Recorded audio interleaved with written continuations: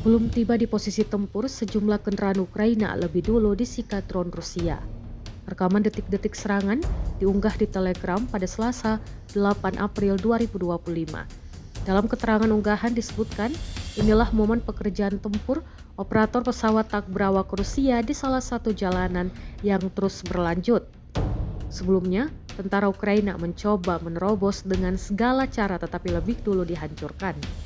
Detasemen UAV Tiger Rusia dalam penyergapan mengidentifikasi dan menghancurkan sebuah kendaraan lapis baja Humvee, sebuah kendaraan lapis Broda, Striker dengan 2 serangan dari drone Prince Vandal dan sebuah mobil penumpang Niva.